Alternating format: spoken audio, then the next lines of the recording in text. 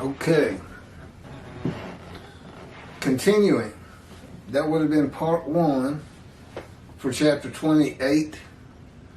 And there's not much left. I think I got about 2 pages out of God's book that he dictated to me as he dictated the Torah to Moses.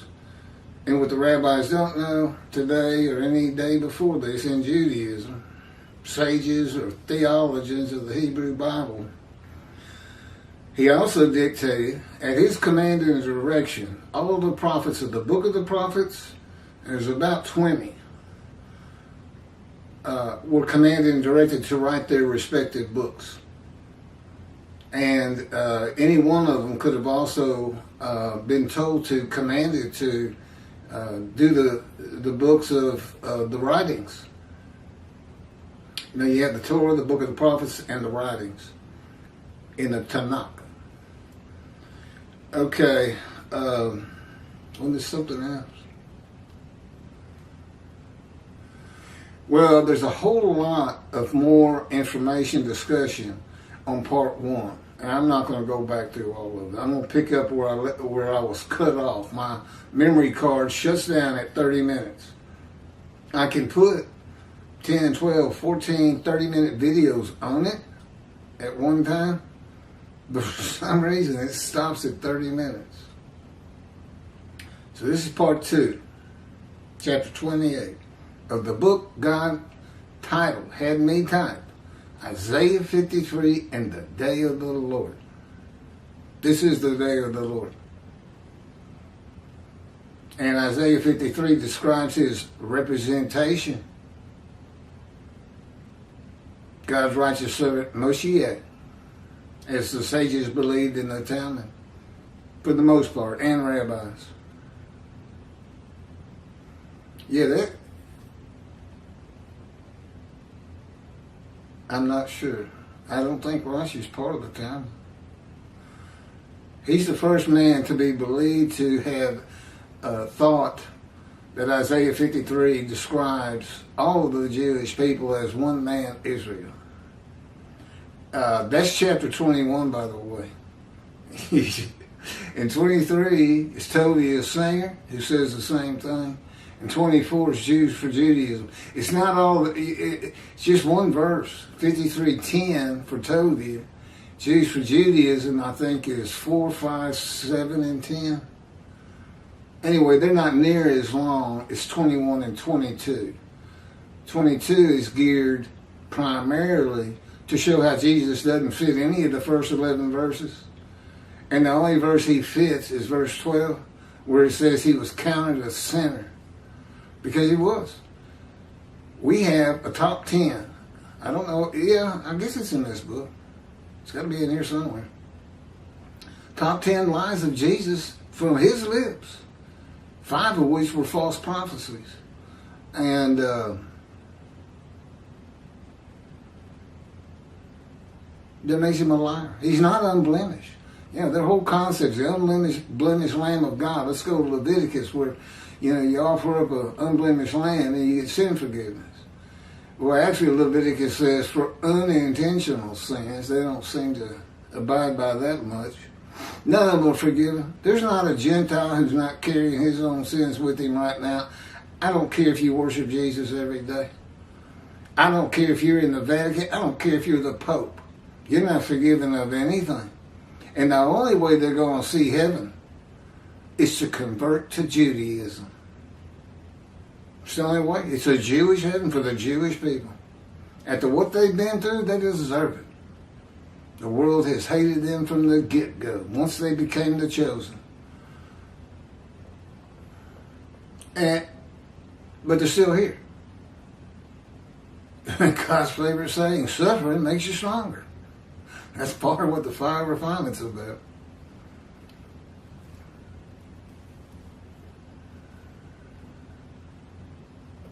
Wait a minute, that's not where I was. Hold on just a second.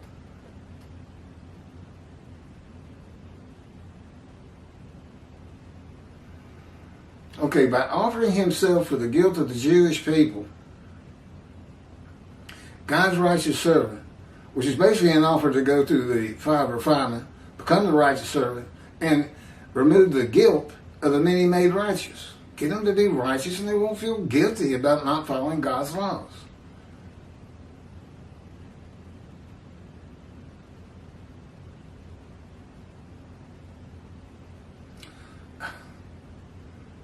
He controls my hands. He's bothering me right now. God of Israel. He's a lot more personal than you can possibly get from the Torah, first 5 books.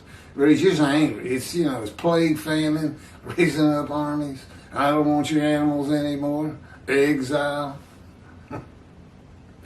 But no, he's a person who's,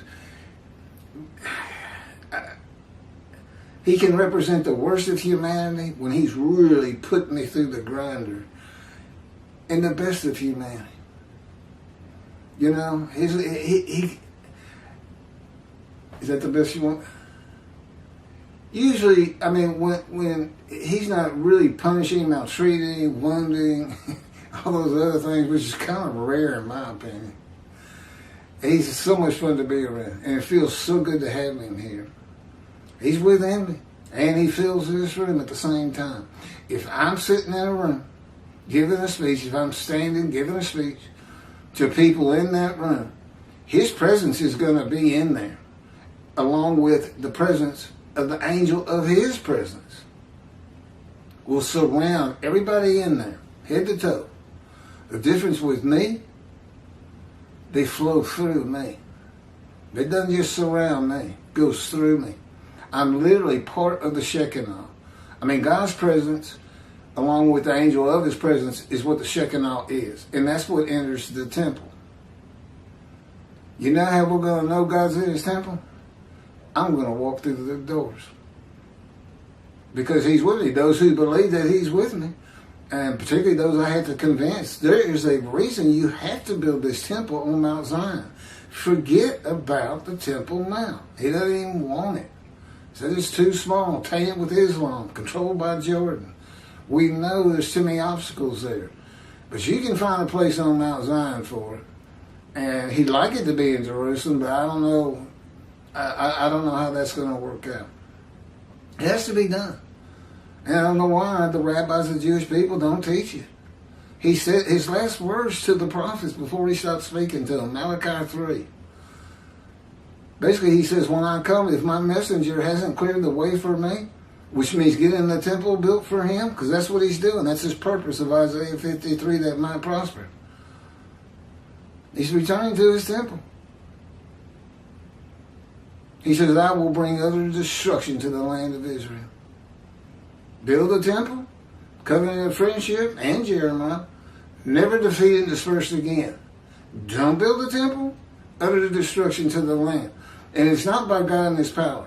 No, it's just by his creation. This is God's definition of himself. Absolute power, absolute knowledge, and I am my creation.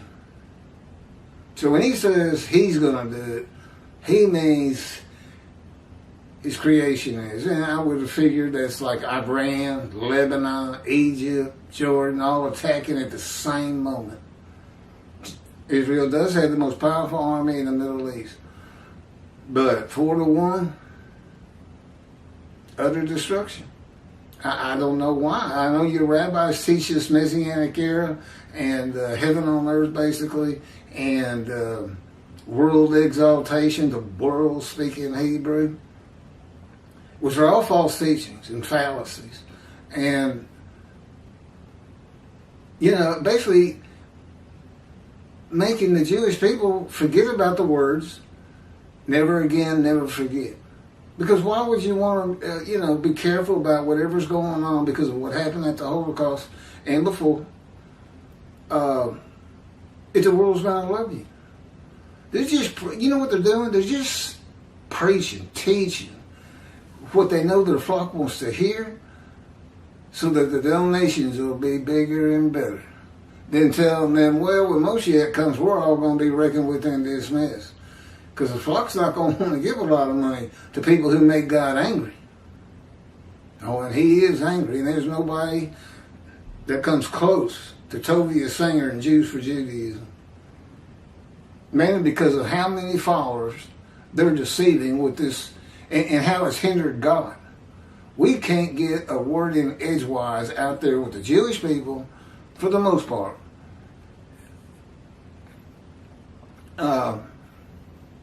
Because the minute you say Isaiah 53 is something other than Israel, that's it.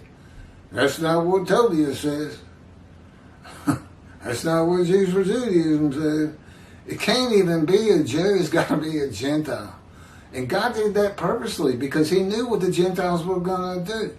He knew they were going to have their unblemished lamb, some man, human sacrifice. May not have had the names, but he knew what they were going to do. 53 is partly written for that purpose. He knew. Well, anyway, that's in another. I don't want to get into all that. Let me finish this up. Just as Ezekiel was bitter and his spirit in fury while he was in the hand of God and the Spirit had stepped into him, the Spirit of God alights upon the descendant of King David in Isaiah chapter 11, verse 1, who is God's righteous servant. He will also be bitter, that's me, I have been, and angry, and my spirit in fury, in the hand of God. It's the fire refinement. The Spirit that steps into Ezekiel and the Spirit of God that alights upon God's righteous servant is the Holy Spirit, who is the angel of God's presence. And he is a person. Judaism doesn't recognize that. I don't know why. I mean, he speaks in the Hebrew Bible to Ezekiel. The Spirit of God went to Ezekiel and said, Ezekiel, speak. Well, he's not a person. How did that happen? Isaiah 63, he can be grieved in the Exodus. He's the angel that went before the Israelites. God said, obey him. If you don't obey him, he will not forgive you. For I am in him. God's in his spirit, which is an angel. That's in the Torah. Nobody knows that. Apparently. I've never heard it.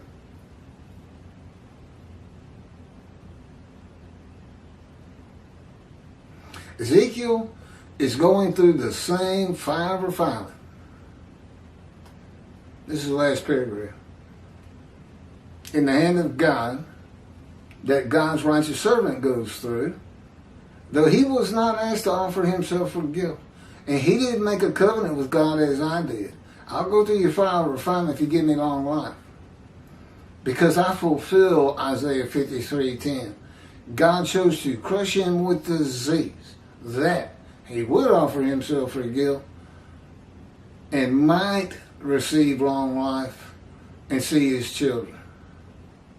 Covenant is, you give me long life, I'll go through your fire refinement, become the righteous servant, and remove the guilt of the witnesses by making them, the many, they're the many, first 6 verses in quotes, righteous. And I got a good head start because I got a covenant that forgives all their sins, so they're going to have a clean slate. And I just need to keep them righteous. I need to get them back to synagogue and in the Hebrew Bible.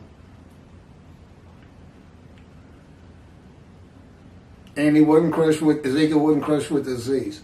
The purpose of God in crushing his righteous servant with disease is done primarily to prevent the Gentiles, and I guess we should add Tovia Singer, from using the animal worship and atonement laws for a man. Tovia Singer uses it for 6 million of the murdered and slaughtered of the Jewish people in the Holocaust. The man's given long life. That's what it's all about. To make the many righteous with his knowledge. To be God's representation in the day of the Lord. Which they don't seem to know about either. Well, they don't do. If they do, God hadn't had me go look at it. I should think they have something.